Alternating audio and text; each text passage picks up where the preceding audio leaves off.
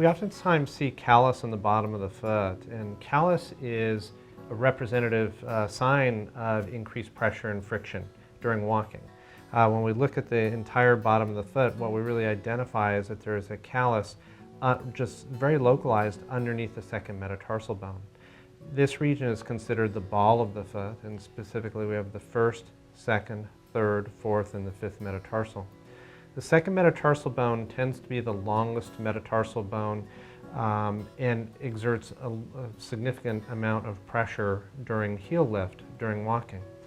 What we actually see as an example is we actually see this patient who has a bunion deformity, and this is a malposition of the first metatarsal. So the metatarsal has essentially moved from a normally parallel position to the second toe to angled. And so what we're actually seeing is the prominence of the first metatarsal bone. During the walking cycle, what happens when someone has a bunion is that the first metatarsal bone, as a part of the bunion, is actually elevated, and it doesn't take up as much load or weight-bearing pressure.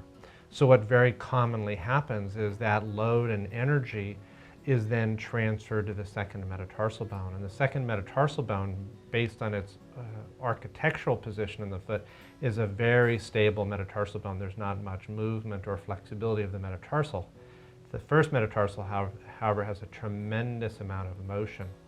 So what we do when we talk about treating calluses, it's really important to understand that what we need to do is decrease pressure as well as friction. And the best way to do that is with the use of an orthotic that has appropriate padding built into the device to decrease pressure. What we notice with this slow motion orthotic is that it's a rigid shelled device that has a metatarsal bar, and what is designed is actually a recess or a cutaway where there's padding underneath the first, third, fourth, and fifth, with the second metatarsal bone being recessed. So this type of device, as it essentially contours the arch and offloads the ball of the foot, is really one of the most instrumental ways to help decrease that friction and shear forces that we've been talking about in treating a callus and reducing the pain. What we're looking at is a stance position of this patient with a painful callus, and what we're highlighting is the bunion deformity, which is a change in the position of the first metatarsal. People who develop bunion deformities usually actually lose their arch or excessively pronate, and that excessive pronation will over time cause that metatarsal position to change.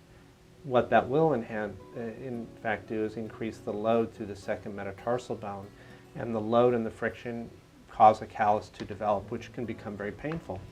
What we do to manage this callus problem is actually to use a condition-specific orthotic with the padding that will decrease some of the stress on that second metatarsal bone during walking. And the benefit of the orthotic as well is to decrease foot pronation. That ultimately decreases a little bit of the additional stress through that second metatarsal bone.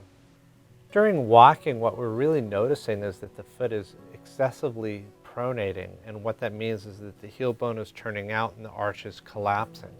What that does is that actually puts the first metatarsal bone or bunion area in a position where it's actually elevating, and ultimately what it's doing is it's increasing the amount of pressure and friction over the second metatarsal, which will ultimately develop the callus. It's the shoe and the orthotic that is modified with the padding specific to decrease the pressure in the second metatarsal that will eliminate the pressure and the load as well as friction that develops the callus.